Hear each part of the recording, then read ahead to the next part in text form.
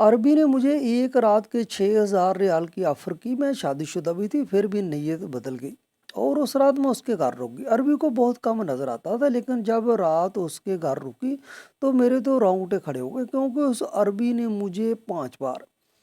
मैं अपने शोहर के साथ सऊदी अरब में रहती थी। हम दोनों ज़्यादा पढ़े लिखे नहीं थे। शोहर फैक्ट्री में नौकरी करता था, मगर ज़्यादा पढ़ा लिखा नहीं था।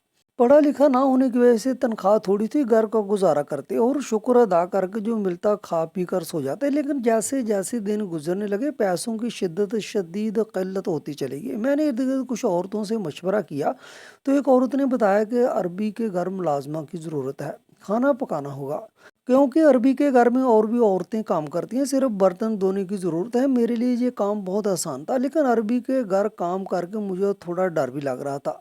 औरतें मेरे चेहरे पर परेशानी के आसार देखते हुए कहने लगी, घबराओ मत, अरबी अंधा है, वो बेचारा तो बस सारा दिन एक सोफे पर बैठा रहता है। उसकी बीवी कुछ अरसा हुआ फौत हो गई। एक तो अब उसकी उम्र भी काफ़ी ज़्यादा हो गई है, दूसरा अब उस उम्र में कौन उससे शादी करेगा। आगे तुम्हारी मर्जी है। अगले दिन मैं उसके पास दोबारा गई, उससे अरबी के घर चलने को कहा। वो अरबी तो बहुत अच्छा इंसान था, उसने मेरी अच्छी तनख्वाह रखी। जब मैंने अपने शोहर को उस अरबी के बारे में बताया तो वह बेहद खुश हुआ, कहने लगा अगर हम मिलकर दोनों मेहनत करेंगे तो घर के खर्चे के सिवा कुछ पैसे भी जमा हो जाएंगे। मैं भी दिन भर फारग ही होती थी, इसलिए घर के सारे काम सुबह ही निपटा कर मैं इस अरबी के घर चली जाती। उस अरबी की एक छोटी सी बेटी थी, यही कोई 10 साल की होगी। घर की बाकी मुलाजमा थोड़ा बहुत उस पर तवज्जो देती। वैसे भी पराई औलाद को कौन गले लगाता है। मैंने अरबी के हालात देखते हुए उसके घर की सारी जिम्मेदारी उठा ली। मैं रात 8 बजे तक सरबी के घर पर ही रहती। मैं सुबह 9 बजे से लेकर रात 8 बजे तक, यानी रात वो सरबी के घर पर ही रहती थी। मुझे हैरत होती कि अरबी के इस कदर नरम दिल इंसान था। वो मुलाजमीन के साथ बहुत प्यार से पेश आता था, मगर घर के दीगर मुलाजमीन अब मुझे खार खाने लगे, क्योंकि अरबी मेरा बहुत ख्याल रखता। मैं चूंकि उस घर में नहीं थी, अगर कोई ज़रा सा भी काम ख़राब हो जाता तो वो मुलाजिम फ़ौरन अरबी के कान में जाकर बात डाल देते, मगर अरबी उनको खामोश करवा देता। मैंने ये बात महसूस की कि अरबी अपनी बेटी से बहुत मोहब्बत करता था, लेकिन बीवी का साथ छूट जाने की वजह से अंदर से टूट चुका था। अरबी के साथ एक मुश्किल मुलाजिम भी था, जो उसके साथ मुश्किल रहता था। अरबी को दफ्तर लेकर जाता, वापस लाता, सब काम उसके ज़िम्मे थे। अरबी जब भी काम से वापस आता तो सबसे पहले अपनी बेटी के कमरे में जाता। मैं बच्चे के साथ मसरूफ होती, इसलिए पहले दरवाजे पर दस्तक देता। मैं फ़ौरन से ठीक होकर बैठ जाती, फिर दरवाज़ा खोलता तो अपनी बेटी को प्यार करता। मुझसे पूछता कि बच्ची ने तंग तो नहीं किया, क्या उसने खाया पिया है। अरबी अपनी बेटी पर जान छिड़कता। अरबी पूरे दिन की रूटीन मुझसे पूछता, मैं भी उस अरबी को सारे दिन की रूटीन बताती। एक दिन जब मैं घर जाने लगी तो कहने लगा 1 मिनट रुको। फिर उसने अपनी जेब से बटुआ निकाला, मुझे 4,000 रियाल पकड़ा दिए। ये देखकर मैं हैरान रह गई। हालांकि उसने मेरी तनख्वाह बहुत अच्छी रखी थी और ये 4,000 रियाल कम पैसे नहीं होते। मैंने एक नज़र अरबी को तरफ देखा, मेरी आंखों में हैरानगी थी। कहने लगा ये रख लो, तुम्हारे काम आएंगे।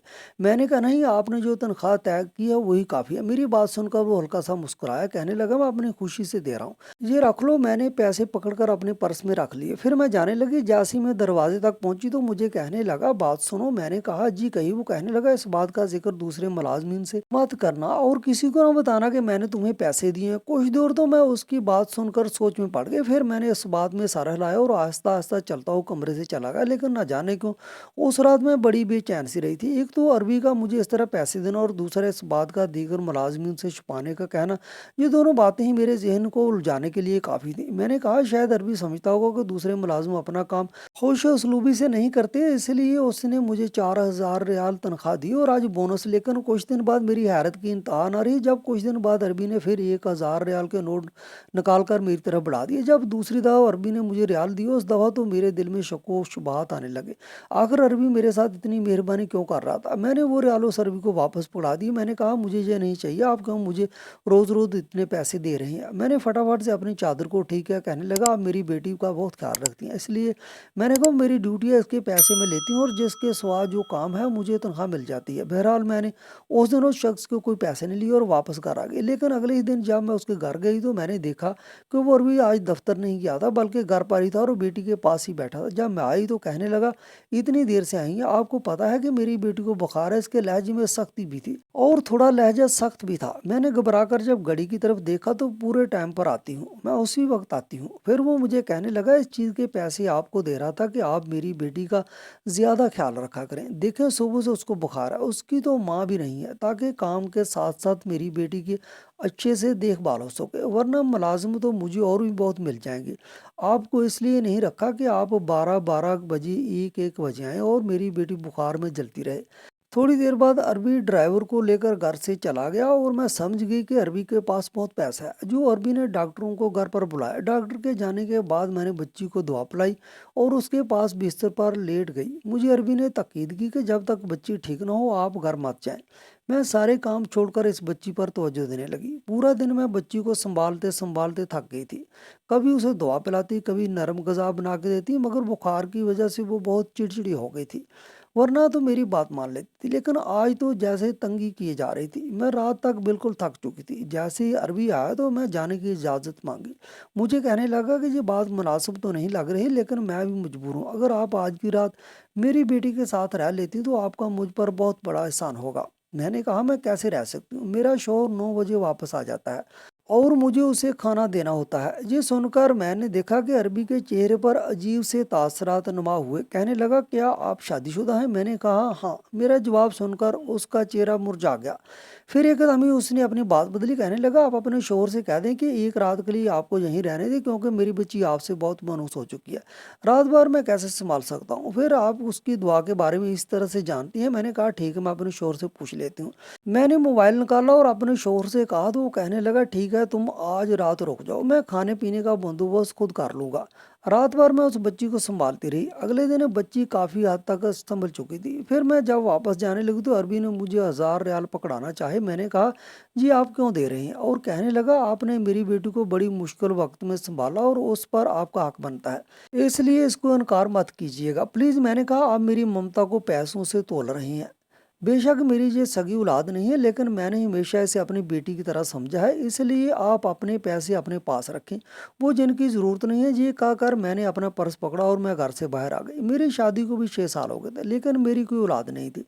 कई दफ़ा डॉक्टरों को चेकअप करवाया, मगर किस्मत में औलाद नहीं थी। कोई पीर फकीर के पास जाने का मशवरा देता तो कोई किसी हकीम का बताता। इन सब चीज़ों पर मेरा एतमाद नहीं था।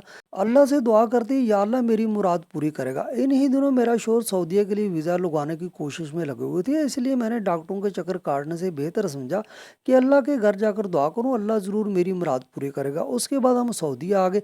इतने साल से मेरा शोहर काम कर रहा था, लेकिन हालात यूं के तूं थे। लेकिन मेरे दिल में ये ख्वाहिश थी कि अल्लाह मुझे अब औलाद दे देगा। इसलिए जब उस बच्ची को संभालने की जिम्मेदारी मुझे मिली तो मैंने ये समझी कि मुलाजमत कर रही हूँ, या वो बच्ची मेरे लिए एक बोझ है। मैं अपनी सारी ममता उस पर निछावर कर दी और दिल से उसको संभालती थी।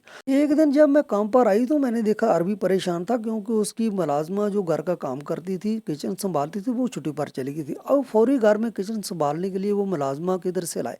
मैं ये सुनकर खामोश हो गई, क्योंकि मैं अरबी के घर के काम की जिम्मेदारी नहीं लेना चाहती थी। अरबी मेरी तरफ इल्तिजाई नज़रों से देख रहा था। मैं जानती थी कि वो क्या चाहता है, लेकिन मेरा अपना घर था, शोहर था, मैं अपना घर संभालती। अरबी के सारे काम की जिम्मेदारी मेरे लिए मुश्किल होता चला जा रहा था। खैर, मैं किचन में गई, फ्रिज से अंडे ब्रेड निकाली और अरबी को उसकी बेटी को बनाकर दे दी। अरबी का चेहरा खुशी से देखने के लायक था। मैं दिन भर अपना काम किया और शाम को घर वापस आ गई। फिर मैं नहीं जानती थी क्या किया क्या नहीं, लेकिन शाम को ही मुझे अरबी का फ़ोन आया। वो मुझे कहने लगा, फ़ौरन से घर पहुँचे, मुझे आपसे बहुत ज़रूरी काम है।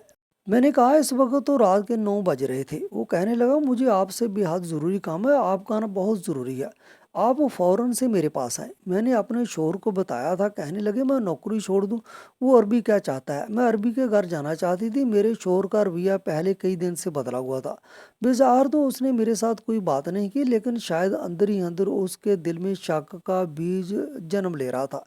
मैंने कहा कि हो सकता है उसकी बेटी की फिर से तबीयत खराब हो गई हो, मगर मेरा शोहर नहीं माना।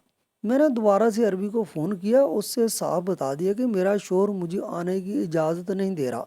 आपको जो भी काम है, आखिर आपके पास जो मुलाजिम है उनसे करवा लें। वो कहने लगा, चौकीदार छुट्टी पर है, वरना मैं खुद चल कर आपके घर आ जाता और आपके शोहर से भी मिल लेता। मैंने कहा, देखें मालिक, मैं आपकी नौकरी की वजह से अपना घर खराब नहीं कर सकती। اس سے پہلے کہ وہ کچھ کہتا میں نے فون بند کر دیا، میں نے شور کو کھانا دیا اور ہم لوگ سونے کے لیے لیٹ گئے۔ لیکن میں دل میں بار بار ایک ہی سوال جنم لے رہا تھا کہ ایسا کون سا کام تھا جو عربی رات کے وقت مجھے بلا رہا تھا۔ میں عربی پر شک بھی نہیں کرنا چاہتی تھی کیونکہ اس سے کم نظر آتا تھا، اور ویسے بھی آج تک مجھے کوئی غلط بات نہیں کی تھی۔ سونے کی کوشش کرتی تو بار بار اس کی بیٹی کا چہرہ آنکھوں کے سامنے آنے لگ جاتا کہ کہیں اس کی بیٹی کو کچھ نہ ہو گیا ہو۔ میں جاننا چاہتی تھی مگر شوہر کے ڈر کی وجہ سے خاموشی سے لیٹ گئی۔ لیکن کئی دفعہ ایک ہی بات آتی کہ عربی مجھے اس نوکری سے نکال لے گا۔ اچھی بلی اور تنخواہ مل رہی تھی جسے اب ہمارے گھر کے حالات بہت بہتر ہو چکے تھے۔ مجھے اس وقت اپنے شوہر پر شدید غصہ آ رہا تھا جس کو کسی بات کا خیال نہیں تھا، اور وہ سکون سے نیند کی آغوش میں خراٹے لے رہا تھا۔ ساری رات میری طبیعت گھبراتی رہی اور ادھر ادھر ٹہلتی رہی، نہ جانے کس پہ میری آنکھ لگ گئی۔ صبح شوہر نے اٹھایا تو میں نے کہا کہ وہ کچن میں جا کر خود ہی ناشتہ کر لے کیونکہ رات جاگنے کی وجہ سے میری طبیعت بوجھل ہو رہی تھی۔ 10 بجے کے قریب میں اٹھی، شوہر کام پر جا چکا تھا۔ میں تیار ہوئی، ناشتہ کر کے عربی کے گھر کی طرف چل پڑی، لیکن وہاں پہنچتی میرے ہوش اڑ گئے۔ عربی کے گھر کے باہر کافی سارے لوگ جمع تھے۔ میں نے جلدی سے شوہر کو فون کیا اور عربی کے گھر آنے کا کہا۔ تھوڑی دیر بعد میرا شوہر وہاں پہنچ گیا۔ عربی کے گھر کے باہر پولیس موجود تھی، مگر جب اندر گئی تو سب ملازم داڑے مار مار کر رو رہے تھے۔ معلوم کرنے پر پتہ چلا کہ عربی رات کو گھر پر اکیلا تھا اور اس کی بیٹی کی طبیعت شدید خراب تھی۔ وہ بار بار مجھے ملنے کا کہہ رہی تھی، شاید اسی لیے عربی مجھے بار بار فون کر رہا تھا۔ لیکن انہونے کو کون ٹال سکتا ہے؟ عربی اپنی بیٹی کی خاطر خود ہی گھر سے نکلا جہاں وہ مجھے بلانے کے لیے میرے گھر کی طرف آ رہا تھا، مگر عربی کے گھر کا فاصلہ کوئی بہت زیادہ نہیں تھا۔ درمیان میں ایک مین روڈ تھا۔ بیچارہ عربی اپنی لاٹھی کے سہارے سڑک کراس کرنے لگا تو ایک تیز رفتار گاڑی نے اسے کچل دیا۔ عربی کی بچی کو گلے لگائے زاروں کو تار رو رہی تھی۔ میں نے کچھ دن عربی کے گھر پر ہی رہنے کا فیصلہ کیا، مجھے اب سمجھ میں نہیں آ رہا تھا کہ اس بچی کو چھوڑ کر کیسے جاؤں۔ کچھ دن بعد ایک وکیل نے آ کر بتایا کہ عربی نے اپنی جائیداد کا کچھ حصہ میرے نام کر دیا تھا۔ اس نے مجھے خط بھی دکھایا جو کچھ دن پہلے ہی عربی نے اس وکیل سے لکھوایا تھا، جس میں اس نے مجھے درخواست کی کہ میری بچی کو پلیز اکیلا مت چھوڑنا۔ وکیل کی باتیں سن کر میری آنکھوں میں آنسو جاری ہو گئے۔ میں اور میرا شوہر مستقل طور پر عربی کے گھر پر رہنے لگے۔ اللہ نے مجھے اولاد کی شکل میں بہت ہی پیاری سی بیٹی سے نواز دیا۔ قدرت ایسے ہی اپنے رنگ دکھاتی ہے جو انسانی عقل سے بہتر ہوتے ہیں۔